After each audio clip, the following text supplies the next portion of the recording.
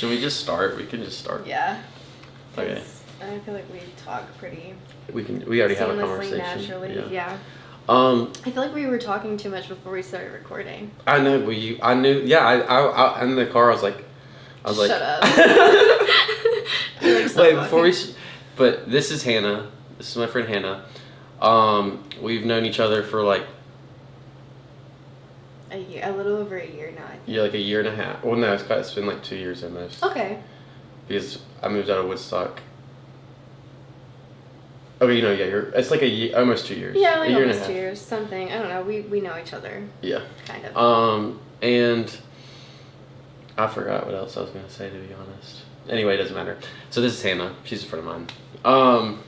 And welcome to the Cusses Blue Yapcast.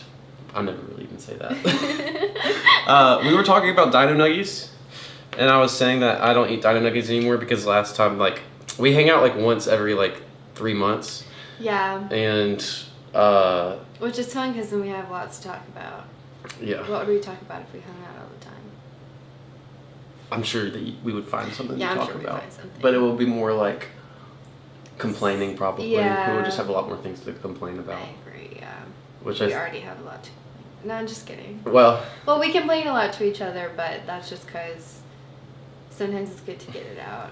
Because I try to we don't be complain positive. that much. No, like I try to be positive in life, but anytime something we negative just happens, update each other with fuck shit.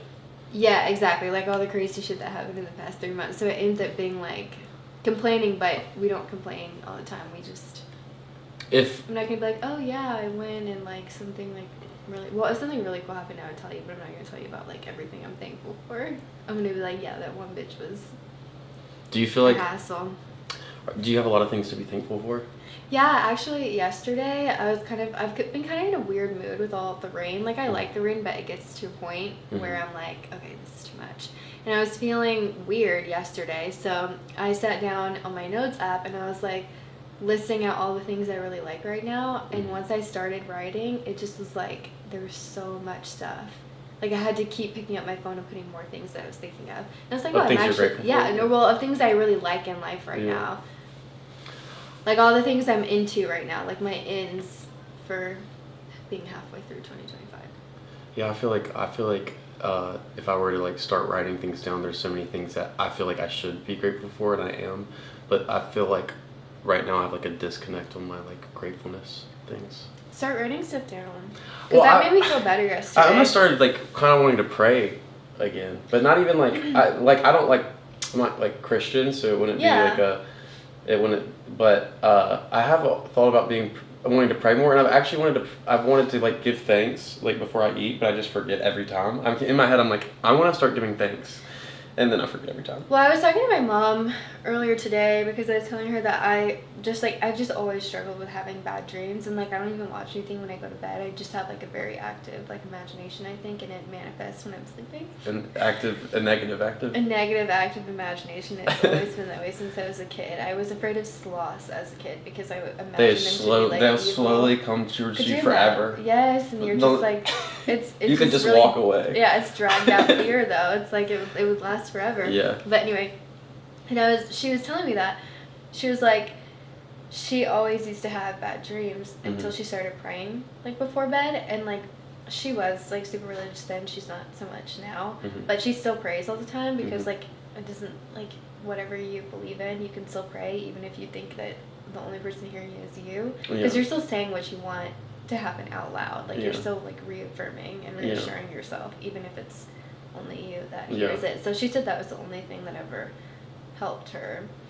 When I was trying to move into my apartment and I was stressed with all the shit I had to do, I was like praying. I was like, this is gonna work. Like this is gonna happen. Do you find yourself praying, like willing to pray more when you're like when shit's going down? Yeah, for because sure. Because like I feel like when everything's going really smoothly for me, I just like forget all the shit that I did to like make things go smoothly.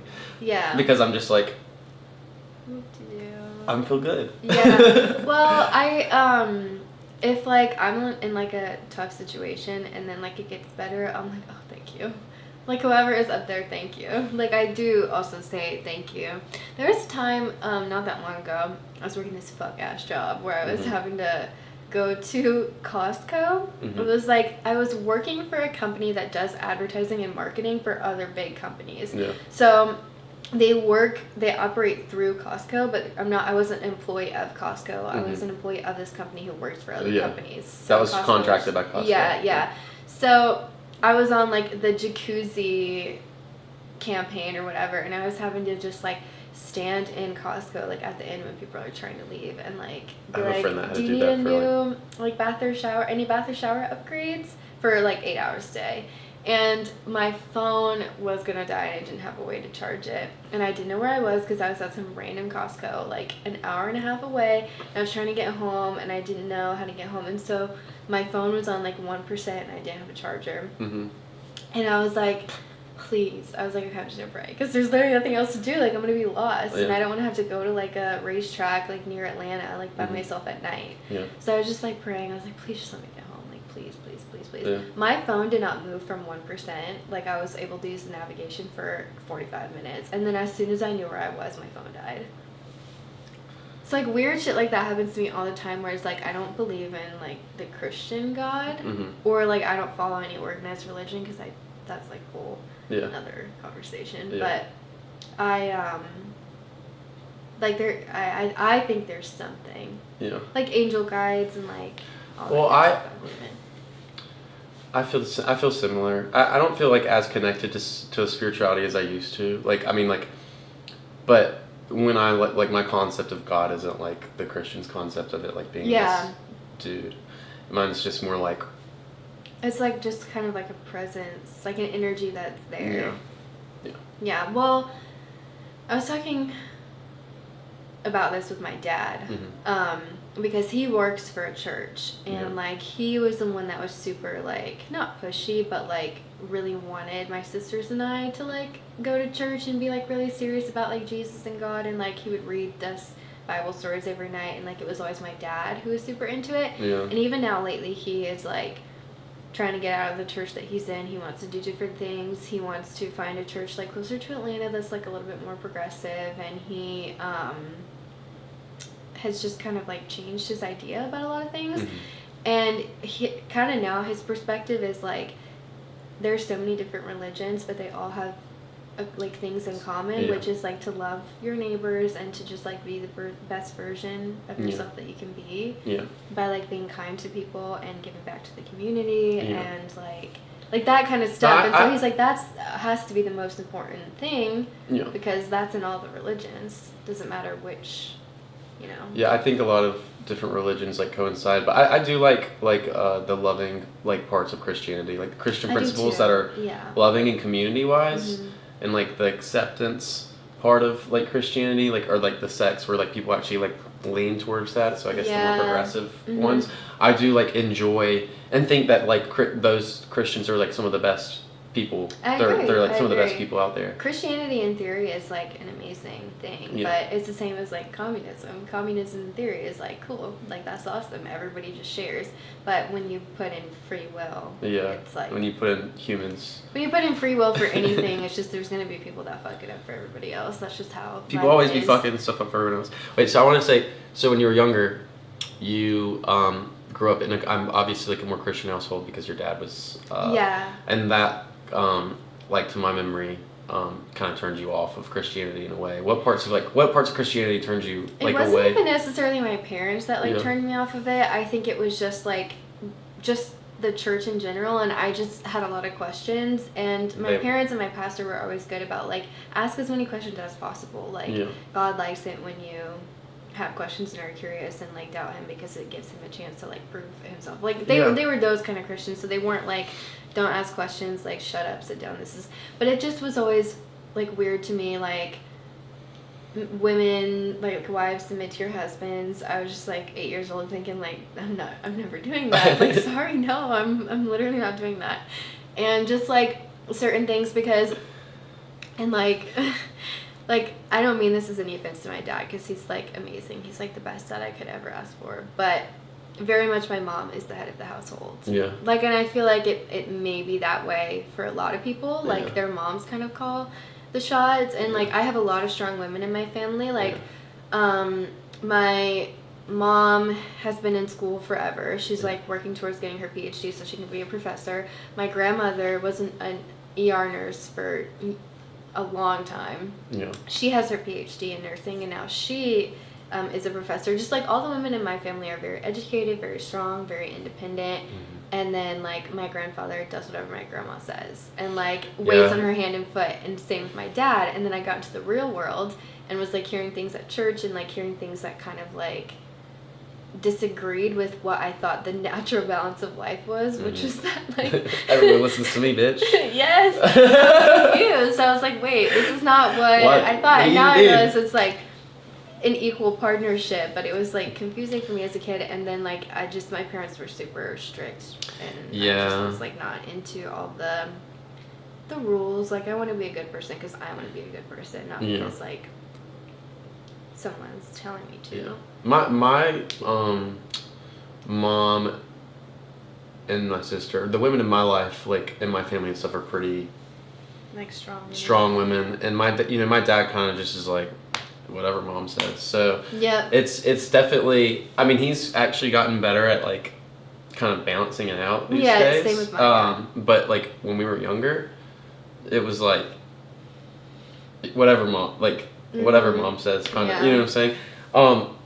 So I felt like my mom was kind of the head of the household in a way. I mean, my dad, like, when my mom was a stay-at-home mom, and my dad was working. He's like a lawyer, and so my mom was like stay-at-home mom. She took care of us. She like took care of the whole household and stuff. But she also just had like full. My dad was never like, you have to listen to me and stuff. He made sure that like she felt like she was like being able to be like independent and stuff. Although my mom didn't fully really feel independent until she got like once I was like 16, she became a realtor, and she became. Well, honestly, I'm putting words in their mouths because I don't actually know. But just what you. But like from my perspective, she got more confidence and stuff and had more independence when she did like fully could support herself either way. I mean that's how it goes. Like, I mean, my mom stayed at home with us too, and she was even talking to me today about how she just felt like, just like, not a human being until she like, went back to work and started like having her own hobbies and things that weren't just like us. Because you can't be like the best version of yourself for your kids unless you are like fulfilled yourself. Yeah, I agree. mean? But she was a good mom though. She was not. Yeah, I love my mom. I couldn't tell. My mom was a great mom. I mean, a little overprotective, and my parents were definitely strict. But what I was saying is that, and honestly, my grandpa, who I was never really close to, my grandparents and stuff, like the women in his life were the like more over like I would say his wife was more like overbearing, but he did not wear the pants for sure. My dad at least wore some pants. But what I was going to say is that the reason that I'm bringing this up is because of that, growing up with that and perceiving that made me feel like, I think it actually made me as a man more of a people pleaser. And more of like not stand up for myself. I can see because that. I saw like my dad was just like whatever. But I think my dad was just honestly really chill, but also he just didn't but I don't think it really bothered him that much. My dad's so like spiritual and stuff like that. But at the same time, like it didn't fully teach, like I feel like it didn't fully teach me some things that like I would have liked to teach. By the way, absolutely love my parents. Think my dad's amazing, very strong person. Think my mom's amazing, very strong sometimes person. You pick up things that your parents aren't. Like it's all like passive stuff. Yeah. They're not like doing anything wrong. It's just you pick up things. I was literally talking about that with my mom today because she was saying that like a lot of young men right now are kind of like a little bit lost and confused because they like there was, I don't know, she read some article or something. She's always reading an article, but because like we all are kind of like coddled as a kid, whereas like right now like there's a huge movement of like telling women not to be like people pleasers and like empowering women, which is obviously a really awesome thing that needs to keep happening. But then like we're also as a society becoming more overprotective of our kids, like not letting them play outside, and they grow up on iPads. So like men like more and more are starting to become like they're not as confident as they used to be. Like rough, dangerous play, like going outside and like breaking your ankle because you do something stupid is really good for kids, and like kids aren't doing that as much anymore. So it's like I don't know if kids are growing up different. I 100% would agree, but also I don't know if that's like like my initial thoughts are like, I don't know if that's really fully the core of the problem, because there's a lot that because goes to me, into it. to me, like, I grew up playing in the woods, and like And you still. and like doing all this stuff, and I still like have needed to kind of like learn to put my foot down and like stand up for myself and like like try to become like a more secure person, because that also goes into like your parents' dynamic too. Well, like I think it's a thing with my parents' dynamic, and a thing with like, I was the youngest. My older brother was only 16 months older. Yeah. Was only 16 months older than me, but he was like super protective. Like so, like I never had to like handle things. Yeah, you were coddled a little bit. Like that's what my mom was saying. She was like, a lot of kids nowadays, like especially boys, are coddled at a young age, and it's not doing them any good, because like, the whole point of like feminism and all this stuff is that like men and women are supposed to be equal, so we can't like try and shift things, because then it just makes a lot of men like bitter towards women and women bitter towards men. And like, don't get me wrong, like I don't feel I make a lot of man-hating jokes, but in reality, like, you do make a lot of man-hating jokes. I do, but it's like funny. It's funny. And like, I do think like in good it was, well, the thing is like, man-hating, the thing is like, it like, it's not even the joke. It's like, now some people like fully actually hate all men. Yeah, but usually it's people that have been through a lot. And like, I got really lucky because my dad and my grandfather are really great, so I always had like really good male role models. And then like, the male friends I've had have always been really great. Like, you've always been really great. Just, I have a lot of good men in my life. And so like, no matter how I'm trying to think of the word. No matter like how hurt I got by men in the past, I always was like, well, I'm gonna find somebody and it's gonna be okay, because people like my dad and my friends and my like grandfather and my uncles and blah blah exist. Yeah. And like, not everybody has that. Yeah. I mean, it's the same with like, with anything. People get biased if they don't have a good role model, or like, I mean, a lot of women are like, well, I can't get along with women, and then they're like, well, they didn't have like a good mother figure, and they've been like hurt by friend groups, and so now they like refuse to have any women friends. Yeah. So I think a lot of people are guilty of like being super biased, but it's like hard. It's hard to not be biased when like all of your experiences have been like negative. No, I understand. It just has led to like experiences where like I feel like even I've been like immediately hated by someone, you know, like I'm like, I think people are gonna do that anyway. That happens all the time. I mean, I have that experience all the time using social media. People just immediately hate me and assume things. But yeah, I like with my I almost started getting like slight resentment towards my dad, which I never really like felt down that like whole thing. But I was just like, I just feel like it's been like a big learning experience, learning to like what almost feels like becoming like a man, but not in like a toxic way. Yeah, but it has been like a bit of a learning experience because of, I guess, being coddled and not like, and my dad being the way he was, and like the dynamic between my parents and stuff like that. It's just like, the thing is like, the difference between like my home life and the real world, like my family, they do have, like, I'm blessed to have this, but they have their best interests at heart for me. So like my mom has the best interest for my dad. But in the real world, when I meet new people, including women, they don't always have the best interest for me. Yeah. So because I didn't learn to like set like boundaries properly and stuff, but like, it's like, I'm not setting boundaries with people that like don't have the best interest with me. Yeah.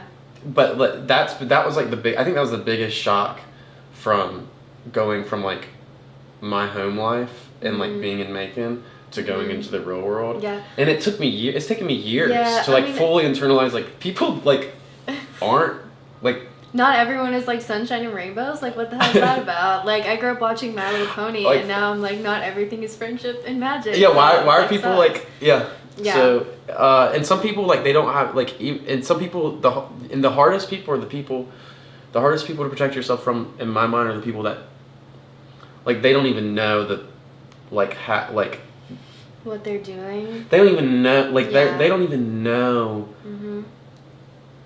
Well, they actually believe like they're being like a good person. A good person. Well, that's why it's good to go out and get experiences, and that's why part of life, unfortunately, is just getting your feelings hurt, because like if you don't have those experiences and learn things, then like you don't know what to look for, because that's true. Sometimes people like really suck and they don't know it, and they genuinely are trying to do their best, but they just have their own things going on. And when you're like when you're a more understanding person and you see that, it's almost harder to like want to cut them out, because you know that they like, also they almost like, you're like, well, I know they're kind of like a good person. And they're trying. Like but they're trying. They're trying. Like, because you know that you have changed, and you know that you have become a good person. Mm-hmm. If you've been, not saying that you've been a bad person, but just like, I know that I'm open to changing, and I always want to be the best person. And like, so you assume. I have a good quote about that. You assume other people.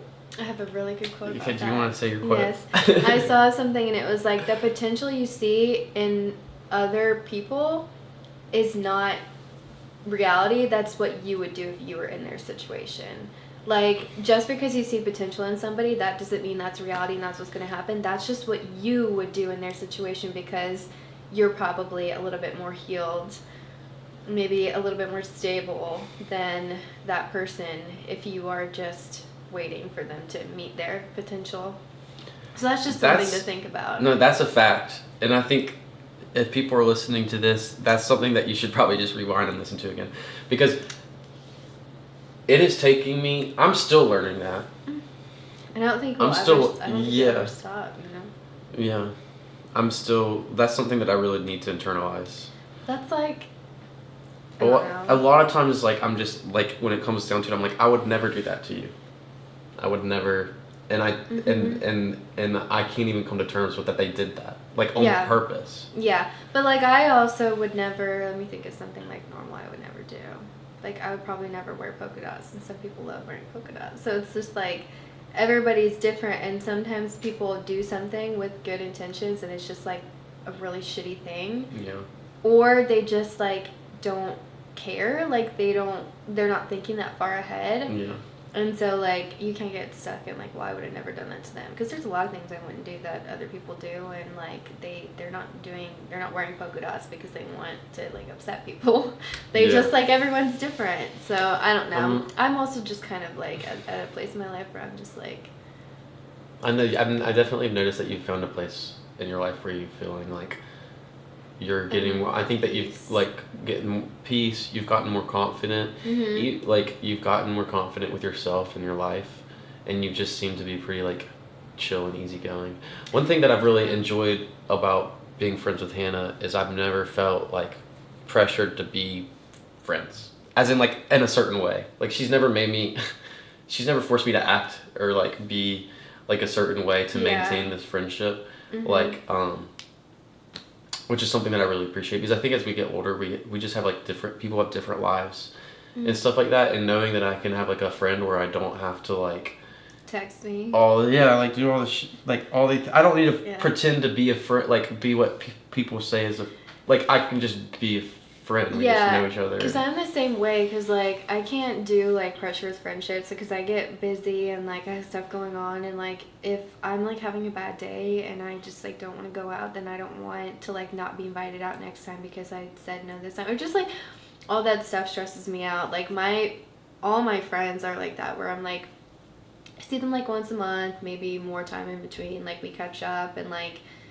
if they gotta cancel, I'm not gonna hold it against them. If they cancel, I'm not gonna, like, they're not gonna hold it against me. We don't have to talk all the time. Like, it's just like, I feel that. I like that too. I feel like I've never been like the best at like maintaining like friendships, simply because like some like the way that friendships are with some, but I think that's a thing with like getting older too. And I think like a lot of the people that like I've met in the past year are like a way not like mature yet, or like they just have more maturing to go, because they literally are like, because I'm in college again, so I'm about to graduate in a semester, but like I'm way older than most of them. So those are the people that I, like meet and see on like a daily basis, and I think that they're just like a different part of life. Yeah. Than me. That's all I have to say about that. I mean, Yeah, I kind of feel that, like, I gravitate towards, like, older people. Like, all my friends are older than me, at least by, like, a year. It's just, it's hard to get along with, like, 20 I usually gravitate towards, when it comes to, like, having, like, well, actually, I don't know, because back in the day, I gravitated towards way older people. So did I. And that's how we bonded. And,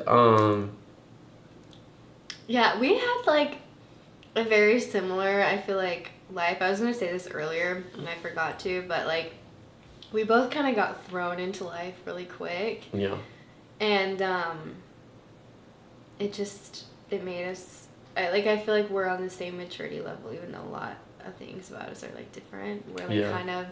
We've had very similar experiences. Yeah, very similar experiences. Yeah. That's the thing is, like, I do gravitate towards, like, older people, but sometimes older people if you're younger, they take advantage. Yeah, that's true. Of that as well. Your youth. It's just hard to find. I think I don't know. Do you feel like I feel like I have trouble finding, like, people that I would consider, like, real people, but maybe I'm being judgmental towards a lot of people. I don't know. I mean, I feel that way too. Like, I could count, like, my good friends on one hand. Yeah. I could too, for sure. Like, the people I hang out with regularly are you, and then, like, 3 other people that are in my friend group, and I only see them, like, once every couple months as well. And that's me hanging out with people regularly. Yeah, So. Yeah, that's basically the same with me. And then honestly, my best friends are the people that I, like, hang out with, like the least, because, well, like, my favorite, one of my friends, who at this point, like, I wonder if he even thinks we're still friends. I'm kidding. He's coming to stay with me, but he lives in Texas. His name's Gray. But Gray's, like, one of my favorite people that I've met in the past. Oh, I've heard you talked about him multiple times. I have to pee really bad. Okay, go. I'm gonna pause. I'm gonna just, like, stop it and then start back when we get back. I'm about to pee my pants. Do you remember those shoes people would wear where it had their toes? Yeah, there's a massage therapist at the place where I work who wears those because it's more comfortable for her than wearing, like. I think those are like I think those are like a myth. Like, a myth. As in, like, I think, like, what they do for you is, like, a myth. What are they supposed to do for you? Like, it's supposed to be like wearing, it's supposed to be like walking barefoot. Maybe. I mean, she, like, stands in those, and she stands on, like, walking, or not walking, but she stands on, like, the floor mats, like the cushion pads.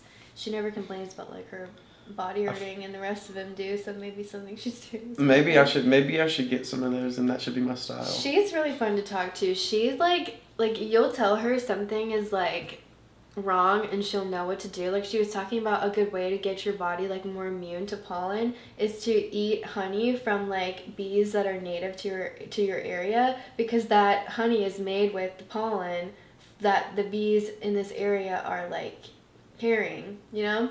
Yeah, so she's like, sense. You can eat a spoonful of honey a day if it's from, like, your local farmer's market or flea market, and it will, like, help your immune system, like, not get so shocked when there's all this pollen in I'm the air. also pretty sure that bee stings actually are anti-inflammatory agents. Bee stings? Well, have you ever seen the movie Mirror Mirror? No, why that made me think of that. That sounds like a... It's like a Sleeping Beauty, like... Okay. It's like a live action... You know how there are a ton of, like, live action Cinderella, like, adaptations? Yes. It's one of that, but for Snow White. Yeah. It came out in, like, I don't even know, maybe, like, 2010, 2012. I might have seen it. I feel like I did see that. It was good, but there's a part in it where, like, the evil queen has, like, a spa day, and they, like, I don't know, they give her, like, lip filler with, like a hornet or, like, a bee, like, stings her lips or something, like, swells it up, and she gets, like, stung with, like, a scorpion. I don't know. Well, the woman who did my nose piercing, she said that she used to be a beekeeper, and beekeeping age. And she was she good looking? She would.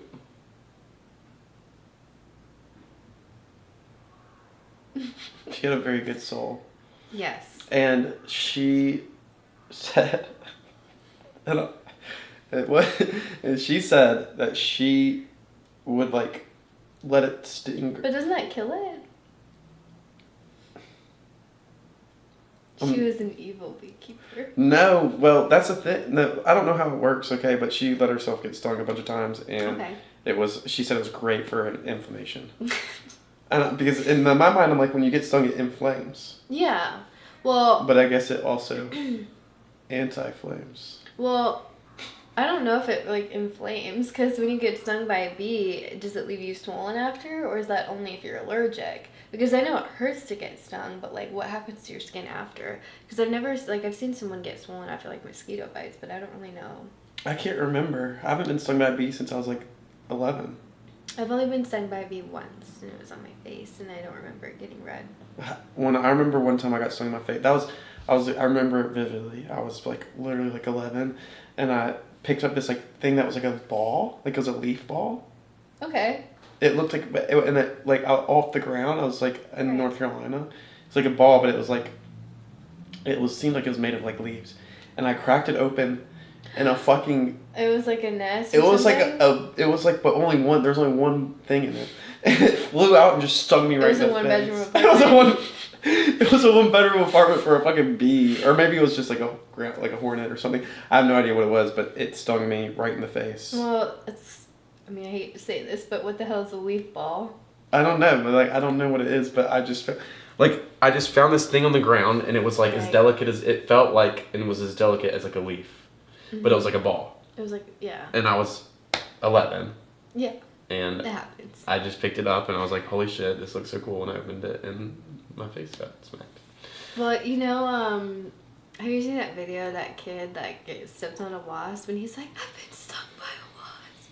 I've been stung by a wasp." You never seen that? Mm-mm. Well, someone will know what I'm talking about, but it's like, it's just funny. And it's funny because I'm sure he's fine because it's one wasp sting. But what happened to my little sister, my grandparents used to live in Maryland. That's where my mom grew up, in Baltimore. Yeah. And they moved to like the coast of Maryland. Yeah. And we would go visit them when we lived in St. Louis, because they didn't. Now they live here in Georgia with us, but when we lived in St. Louis, they didn't. So anyway, we would go up there like during the summer. And we would always be barefoot because we were kids. And my sister stepped on a hornet, like it was a hornet, not a wasp. And I think that hurts the worst. And she like, oh my God, I don't think I've ever heard her like scream or like, because my sister is like, she's tough. Like her pain tolerance was always high. Yeah. Even when we were little kids, I don't remember her ever like getting hurt and like crying. Yeah. Even when she broke her elbow, she didn't cry. Yeah. This is like the hardest I've ever heard her cry. It was like scary. No. I thought she was like, got her foot cut off. When my brother and I, so like, speaking of boys getting out into the woods and doing dumb shit and being good for their development. But me and my brother, this just reminds me of like when we would go like fishing in a creek that had like fish that was like this big, but it was like in the middle of the woods. Mm-hmm. And one time my brother stepped on, it was me, my neighbor, and my brother. My brother stepped on a yellow jacket's nest, and they like went into his clothes. And yellow jackets can like sting or bite or whatever they do like indefinitely. They don't like have one sting. Do you know what I'm saying? Like they can just like jump they can jump you and keep going. Yeah, they can. And remind me. Okay. I have something to say. Okay. And so anyway, my brother's name's Brighton. So he was in his clothes. He was like flipping out. We ran, and we were in someone else's like it was like their yard, and then there's the woods. Mm-hmm. And so we ran through their yard and onto their front driveway. We're in their driveway, and Brighton fully strips naked to like get all the clothes out, and he's like, strips naked, looks up. There's this like in the driveway. There's like a big there's like a garage, but above it there's like a loft, and there's like a big window, and there's a woman in there, and she's like painting, and she's like. Anyway. I ran out there and helped him. How old were y'all? We were probably like 13. Okay. Yeah. Well, she like ended up going like, "Are you okay?" Yeah, through the window, and we're like, and Brighton was super embarrassed. Yeah, but, I mean that's embarrassing, but certain situations like sometimes like nudity is like necessary. Yeah. Like, get the wasps off. Yeah. I wouldn't like judge someone. I'd be like, oh my God, like this guy. Well, he was like, 13, so this teenager was running around naked. I'd be like, no, this teenager was getting attacked by wasps. Yeah. Like that's what I would mention. Yeah. So, what about this jumping? Okay. Yes. You already forgot. I did already forget. That's why I asked you to remind me. So I went to Waffle House the other night. Yeah. And I've gone to this Waffle House a couple times the past like couple weeks, and it's always the same two guys who are working there, and they're like cool as hell, and they seem like they're like best friends, and there's like never anybody else in that Waffle House, so they just kind of get to chill. But the past couple times I've went, there's been like something like dramatic happen. So we went, and there was like 3 or 4 cops outside talking to like the one guy, and we were like, what the hell happened? And they're like, yeah, well, there's this guy, and he was like in here, and he was like acting really weird, and he was checking the time on his watch a bunch. He walked out, and like 30 minutes later came back, like finger bent, broken, like backwards, like you see in like the fucking like mafia movies, like his face was all beat in, like he just like looked crazy, and they like couldn't tell if he got hit by a car. But the way he was acting, like, super weird, made them think that it was, like, some kind of, like, he got jumped or something. So the guy that was crazy looking at his watch, where did he go before? I don't know. He was in the Waffle House with talking to the employees, didn't buy anything, just kept, like, checking his watch, and then left the Waffle House, and then came back, like, 30 minutes later, like, beat up. And then left again right before I got there. He seems like he must have been in like, some type of... Or, like, a gang or something. But the area I live in is, like, I've accidentally left my door unlocked at night, like 3 times since I moved out. Don't even tell people that. Well, no one knows where I live. Yeah, did I tell you? It would be hard to pin down where I live. Yeah. Because it's nowhere near you. Yeah. Well, one time recently, I left my apartment, and I was in Macon, about to go to my brother's wedding in Savannah, Georgia. And the morning after I had left my apartment, I got a call from our apartment complex, and the property manager was like, "Hey, are you okay?" And I was like, "Yeah, I'm good." They're like, we're just doing like a wellness check because like your door has some damage to it." And I was like, what? I was like, my door has some damage to it. And they're like, yeah, but not that much. Not that much damage. They're like, not that much. I was okay. I was like, well, do you think, like, can you go inside and see if anything was stolen? Like, is my door, like, unlocked? And they're like, yeah, your door's open. Like, it's open. And I was like, okay, well, can you go and see if, like, they got any, you can put that in there. It's okay. I'm, like, waiting. No. And anyway, they said nothing was stolen. Nothing ended up being stolen. But apparently, long story short, no one knew what happened. My door was completely knocked off the hinges. I wonder is there a lot of elderly people that live here? I mean, I wouldn't assume so, but do you think possibly someone, like, mistook your apartment for their apartment, like, were drunk or something and tried to, like, kick in and then realize, oh, shit, this isn't my apartment? No, so what ended up happening was, well, I don't think an elderly person was going to kick in my door. Like, I don't know what elderly people you be talking to. But, you know, apparently firefighters came over at 3 a.m. and they knocked on my door because someone had called, like, a suicide hotline and said this was their place. And they had, like, not answered. So, oh, that was sweet of them to check. So clearly they fixed your door because it's fine. Well, the apartment fixed my door, yeah. But I thought it was funny because they were like, it's got slight damage to it. And when I got here, like, it was completely off the, like, the even, like, the frame was, like, off. Slight damage. And they're like, slight damage? Yeah, someone might have come in. That's what they said. Maybe. Like, that's crazy. Yeah. Wow. If only you were here. Imagine I've been here. Imagine if you were here at 3 a.m. and someone just starts kicking down your door, and then it's like 3 hot firefighters just like watching, like standing over you. That sounds like something you would like. No, I wouldn't. I'm just saying. 3 hot fire. We don't know if they're hot. You're right. They could be butt ugly. These days, I don't really like look at men and think like they're hot or not. I do think like I'm becoming more straighter the older I get. More straight. Yeah, and I'm like becoming more gay the older I get. It's just that like I'm already like settled down with a man. So how are you becoming more gay? That sounds like some fuck shit. No.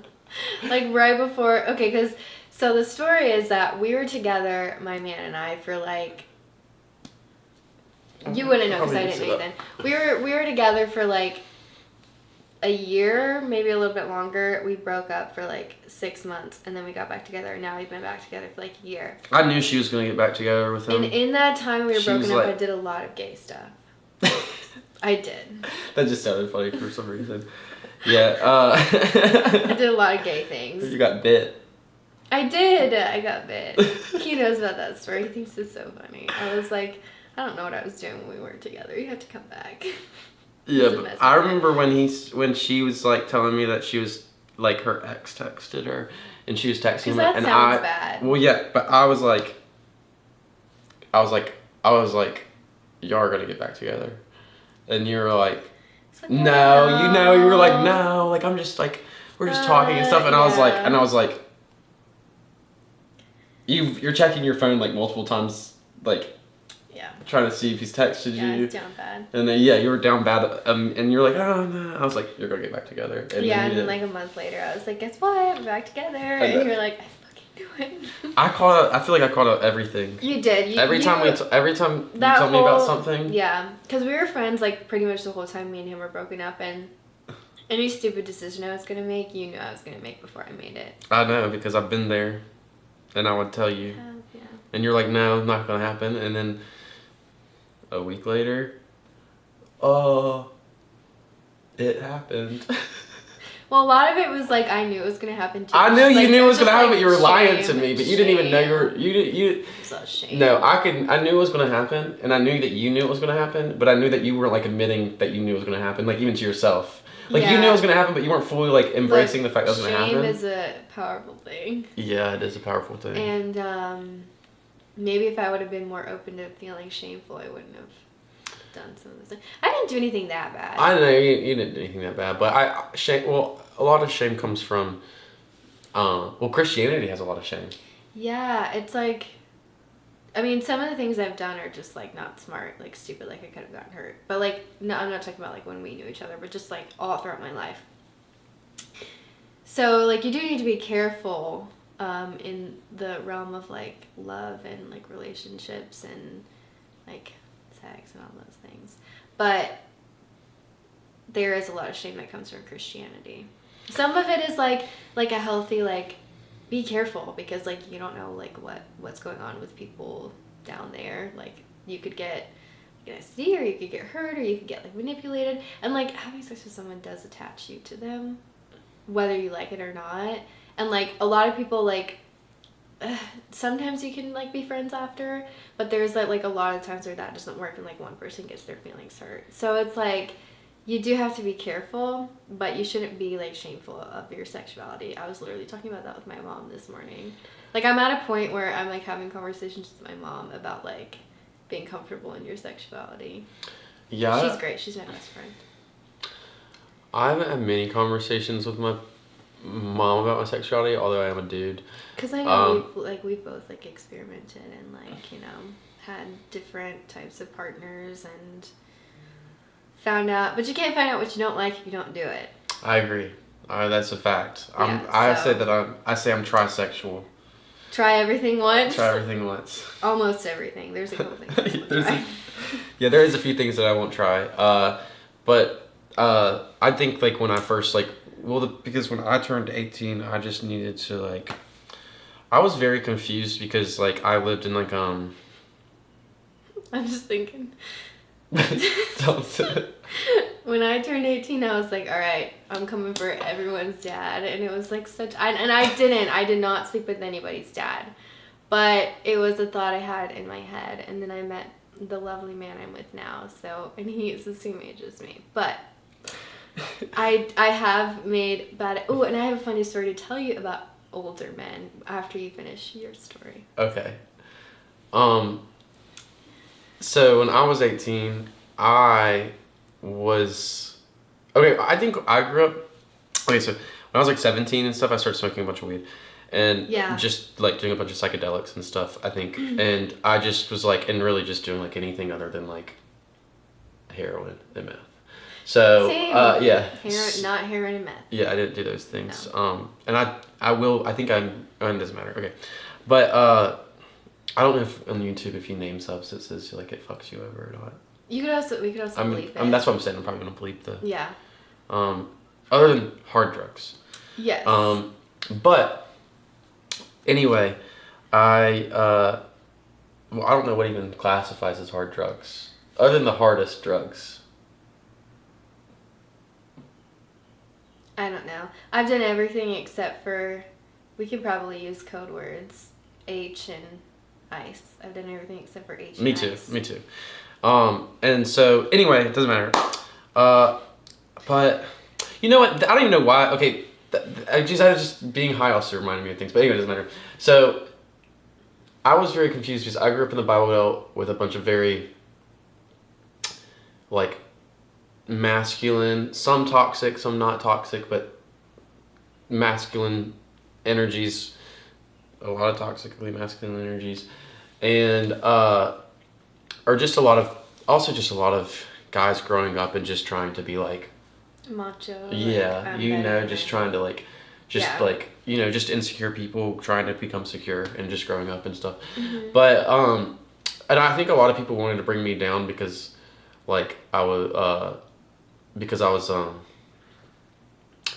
like actually kind of secure with myself, and also just like I was like at the time, like when you're younger, like being an athlete like is a really like important thing as a guy, and I was a very like talented like athlete, and so I think that like that some people, I don't know, and I was very social, so I'm now realizing I think some people like were also just like enforcing their insecurities on me. But anyway, aside from that, I didn't feel like or besides that, I didn't feel like I fully fit in with all like the dudes. Like I didn't feel like the same. Although I could like morph and like fit in with them, I didn't necessarily feel connected to them. Yeah, and also I felt like that way a lot. I felt very like when I looked in the mirror and stuff, most people would call me like beautiful and pretty, and so when I looked in the mirror, I would see like I had more like of a feminine structure. Like it's to my eyes, especially when I was smoking weed and stuff. You have like softer features, yeah. Yeah, and when I was younger, it was even more. It was just pretty innocent and even softer features. And I was just like, also like I cried really easily. I was way more emotional than the other dudes and stuff. And like, so for like that made me start questioning things. Like it made me start questioning like lots of things, like my sexuality, my gender identity, and things like that. And I didn't have like any like answers to any of those things, obviously, because it's a discovery process anyway. But being like, I just knew I wasn't them. Like I knew I wasn't exactly like them. I was like a different part of the spectrum. And because of that, but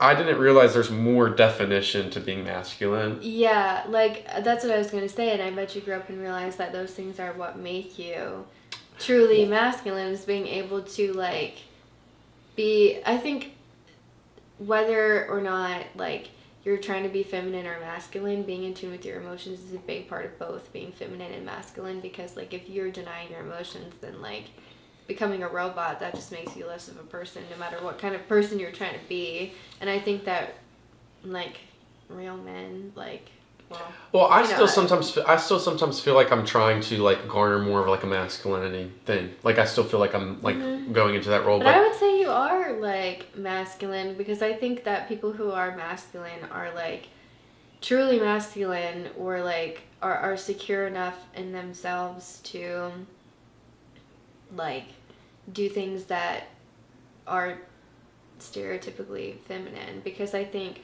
the true embodiment of like what like masculinity should be is like being confident and secure in yourself and not caring what other people think. I mean, that goes for just like everyone should try and get to a place in their life where they feel like that, no matter what. But I think like I think the hottest thing is when a guy is like not afraid to like paint their nails, and like that can get a little bit toxic if we like say the epitome of masculinity is painting your nails, because then anyone can paint their nails and gain the trust of women by doing those things, and then they're actually a shit person. I wrote a whole article about that. There might be more guys that are painting their nails that are shit people, straight guys. Yeah, but it's like being like, I understand. Listen, I understand. Yeah, like men should be able to do whatever they want to do. Like if a guy feels comfortable painting his nails, he should be allowed to do that. If he feels comfortable wearing skirts, he should be allowed to do that. And like being secure enough to be who you are, whether it's being a little bit more feminine or being like hyper masculine, like that's okay. But like if you're comfortable in yourself, you're also not judging other people. So like, as a man, like, the hottest thing you can do is just be yourself. I would agree that being secure with yourself and being yourself is really the hottest thing that anyone can do. Yeah, I agree.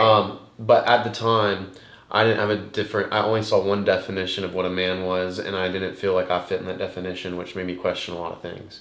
Yeah. It made me question a lot of things. Not that I saw it like specifically like that. So when I graduated or when I left and I moved to LA and stuff, I kind of just did all the opposite of those things. And I just and because of that, I learned that I wasn't even the opposite of those things either. Now you have balance. And so now I have a balance. But it was really important for me to be able to try and express and figure out those things. And I think like with society and stuff, like that's the it's kind of very like it's like people don't like want people to it's not celebrated to try it it's not to try different things. Well, it's just not celebrated to like people like want to put you in a box immediately, and they even want to put themselves in a box immediately. And like, I'm not saying you have to try a bunch of things or whatever, but I think it should be like, you should try what you want to try. Not that you have to try everything. Well, I'm just saying it's okay to try different things. Yeah. I mean, certain things that you want to try, maybe you shouldn't. Yeah, I agree. And like, I don't want to say like, I don't want to like, I also don't want to encourage younger people that are listening to this to just like openly try things, because also try like things that are age appropriate. Like there are phases of your life where it's appropriate to try certain things, and when you're at that phase and you are like old enough, and as long as you're being safe, like by all means experiment, like age appropriately. Like when you're just know that if you're youthful, okay, there's two different things. When you're young and youthful, which I still think I'm young and youthful, but if you're young but like younger and youthful, if you're young and youthful, or you look young and youthful, and you're open and you're trying to discover yourself and you're open, there's going to be people that are going to try to take advantage of that as well. So just like take with that information, I guess, what you will. Like, and also age appropriate things, as in like drugs and things. I would, if I, like maybe now, don't ever do drugs. But like when it comes to like relationships and sex and stuff, like there's stages to those things. Like when you're like in middle school, you know, you have like your crushes and whatever. Like, and if you're, you know, if you're not straight in your sexuality, like you're experimenting with that, it's okay to have crushes on people who are the same gender as you or whatever. Like all of those things, it's okay to experiment with those kind of things. Dyeing your hair, I think, is okay to do when you're younger in middle school. I don't think there's anything wrong with that. Like certain things like that. Then maybe when you get to high school, you start going on dates, experimenting with that kind of thing, and like figuring out what you like in terms of like your outfits and your style, and maybe you're old enough to start getting piercings and like things like that. And once you graduate high school, then maybe you're experimenting with like the more adult things in college. Yeah, and at any time, by the way, that you start doing things differently, you're going to get a pushback from people that do things the way that you were doing things. And it's okay. And that's okay. Yeah, it's okay to like more traditional, you know, conservative things. It's okay to like, people who like conservative things aren't bad as long as they're not judging you for being less conservative, and vice versa. But just know that if you do try anything different than like the normal path, you're going to get pushed back, and sometimes that's in the form of like people making fun of you when you're in high school. You know, but it's going to be okay, because I got made fun of a lot in high school. Me too. And all the people who made fun of me, like I can't even remember their names, and like I don't really ever think about them. Like I understand that there's different levels to like bullying. Like I wasn't really bullied that heavily. I wasn't. It wasn't terrible for me. Yeah, like I understand. There were some like, experiences. There's trauma behind getting bullied. So like if you got bullied heavily in high school and you still think about them all the time, don't think there's something wrong with you for that, because like that is traumatic. But like I have so many good friends now who are so similar to me. And like I'm in such a good place in my life right now. Like high school is just so unimportant when you get older, and the people who really care about high school are the people who don't amount to much afterwards. Like I was never popular, I was never like cool, and now like I mean I think I'm cool. Like I have fun, I have good friends, like I go out, like I'm not as socially awkward as I used to be. Not there's anything wrong with being awkward, but I've gotten more confident in myself. And I just realized, like, high school is a good learning experience, but it's not the most important part of your life. Like, if you think high school is, like, where it gets good, you are so wrong. Like, so wrong. So wrong. It gets so much better But after. also enjoy high school. Enjoy it while it lasts, because you're young and you have less responsibility, but it's, like, it's going to be so much better when you get older. It just always is. Like, I know everybody says that, but you're gonna, and I know I'm not at my peak yet. Like, I used to think, like, once I hit 20, 21, 22, like, that would be my peak, and now I'm realizing my peak is probably gonna be like 30, 35. I'm definitely not at my peak yet. No, not anywhere close. Yeah. I'm not saying that to you as, like, no, you're not anywhere close. I'm not worried about. I'm not anywhere close. Yeah, I think 30 is where it's at, because you're a little bit more stable. I feel like 32, in what you're doing. 33. Yeah, like, your brain's fully developed. You, like, most likely have, like, a stable career. Like, you know what you want. You're more assertive. You're a little bit more settled down. And if you're 30 and you're not settled down yet, that's also cool. But yeah, we're not. You probably have more of an idea of what you might be You might be transitioning from a different life, at 33 too, because some people, like you and me, the thing is, like, you and me, like, went into which, again, not saying don't go to college. We're a little bit ahead. Not saying we're not ahead. We're different paths.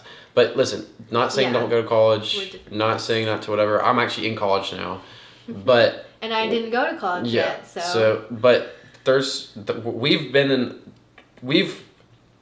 had more, like, we've gone in a path that has led us to, like, more discovery quicker. A lot of life and like, that's not, it ended up working out for us, which we're lucky, but for a lot of people it doesn't, so just be careful. But we both experienced a lot of things really young that we weren't ready for, but it made us grow up a lot really fast, and it ended up working out for me. Like, I feel like I feel like I'm at a good place right now. I really like where I'm at, but oh my gosh, it was like tooth and nail to get here. So yeah. But I guess the moral of the story is that it gets better, and I don't really think, like, as humans we ever reach our final form. No matter where you are, it gets better. I have seen so many videos of, like, people who are, like, in their 80s and, like, getting their first tattoo. I have a funny story about that too. I was at the tattoo shop. She has really good tattoos. Thanks. Like, they're very well done too. Thanks. But I was at the tattoo shop getting a tattoo, and there was this lady, and she was probably, like, in her 70s, like, white hair, fully. Have I told you this story? I think you did tell me. I think I did, because I think I came over, like, after I got that tattoo. Yeah. But she didn't have any tattoos at all, and she was getting a full chest piece, and she was wearing, like, a button-up shirt. And she was like, I complimented her. I was like, oh my gosh, like, that's so awesome that you're getting your first tattoo and it's a full chest piece. And she was like, yeah, well, I'm trying new things. And she was like, do you want to see it? And I was like, of course. She was wearing a button-up shirt, so I expected her to, like, unbutton it a little bit and show me. She fully opened her top, and she was not wearing anything underneath. No pasties, no nothing. Just full, like, tits out in the tattoo shop. And you know what? I think about her every day. She was awesome. Like, she was so cool. And it was only me and my tattoo artist, who's a woman, who saw her. So, but it was just, like, it's just so funny. I was like, oh my gosh, she made me, like, excited to get older, because life does not end, like, at any point. People think, like, when you're 30, you're, like, old and decrepit, but that is, like, so not true. Like, your life will always be beginning and starting over. Like, you'll always have new phases of you can always take a step in any direction. Yep. My dad right now, I mean, he's almost 50, and he's completely changing the course that he's on right now, and he's having so much fun. Like, I haven't seen him this happy in a long time. There's something happening in the world where there's people, a lot of things well, happening. yes, but I know, but, like, there's something happening in the world where with people willing to take step towards change as well. I think that like there is, I think, with, like, great change comes great change, as in, like, I think, like, there's a lot of, I think when there's bad things that are happening, it creates also good, like, it empowers people to, like, do good things as well, and take steps for themselves. Because, like for me, like, even, like, when I am in a lower place, or when negative things are happening, is actually when I take the biggest steps towards better things. I agree. Because it puts you in a place where you're like that. It's just like, how much are you going to take until you're like, I got to put my foot down and go, you know, and kind of grit my teeth and go the way that I want to go, even though that could be scary. And sometimes you have to get to that point. Sometimes you do have to get to that point. And it's like, sometimes you have to get, well, you know how I always say, like, forests need occasional fires to balance their ecosystem. Like, a forest will end up dying out and not being healthy if it's not like burnt, like if it doesn't like burn down every once in a while. So I think about that, like sometimes like everything in your life has to burn and go to shit for you to like come out the other end. To be a phoenix. Yes, phoenix, yes. To be a phoenix. Yes, but yeah, I was gonna say something else and I forgot, so you can keep talking. I just think that you know, one thing that we were talking about that I don't feel like for some reason I want to keep talking about is like, okay, I find like a lot of younger people, like for me, when I was younger, so like when you get out into the real world, you've been like really sheltered and stuff, but sometimes there's some people that are just like stay like in their path, but then there's some people that like become, I'm not saying one or the other way's better, but become super open to the world and open to trying things, and they have this like really beautiful, youthful energy. And all I want to say to those people is like, that will attract so many different things. Yeah. And just know, and just don't, I don't want you to close down at all, but just, you still need to protect yourself. Yeah, be careful. And I remember what I was going to say. Anytime I've ever lost something, I've gotten something so much better. And, like, I mean, obviously that doesn't pertain to everything, like the loss of loved ones and things like that. But, like, losing a job opportunity or, like, a friendship doesn't work out or a relationship doesn't work out. I mean, I'm obviously, like, still mourn those things because it sucks to lose something. But I've just gotten, like, I've become very trusting of like the universe in my life, that if something doesn't work out, it's because something better is coming, and that has taken so much off my shoulders and off my plate. And like, it's become true every time, and I think part of the reason it's so true is because I believe it is. And so when I lose something, I really work hard to get what I actually wanted in the first place, and then I end up in a better place than I would have been if I would have just settled with the first thing that came my way that ended up not working out. So don't be afraid to lose things, because something better is probably. It just can be really scary it can be scary to lose things. I think it can also be thrilling too when you like kind of learn to like compartmentalize and let go. Like, I know like Brittany Broski had like a whole podcast where she talked about like everything I've ever let go has had claw marks on it. I used to be that way, and now when things are ready to go, they're ready to go. Yeah. You know?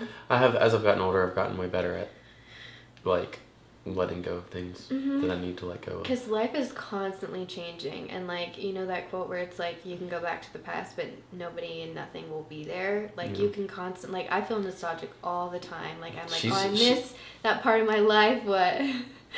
I'm just like, you got so many quotes. I do, because she's like a Facebook mom. No, literally I am, but I read such good things, and then they stick in my head because I'm like, holy shit, like that just made my frontal lobe develop a little bit more. Yeah. Every time I read something, I know I'm becoming my mother. No, I'm just cracking up because you just keep saying like you keep having so many different quotes that pertain to the situation. Like, my memory is so good. If I read something, I'm never gonna forget it. That's why I was good at school, because I wouldn't study for anything, and then I would read over the study guide like 5 minutes before the test, and I remember everything it said. Well, I yeah. Which is a blessing and a curse. Like, some things I just want to forget. Yeah. No, I remember everything. I feel like I just remember things that I don't feel like I want to remember. Yeah, the same way. But I was really good at test taking, so that was probably why I made great grades. But I just feel like it was because I like had this like intuition of like what the right answer was.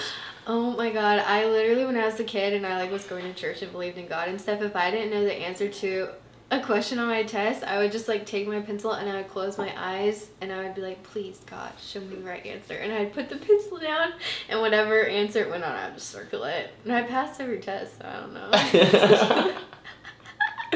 So, I don't know if it worked. Okay. My sister used to do that too.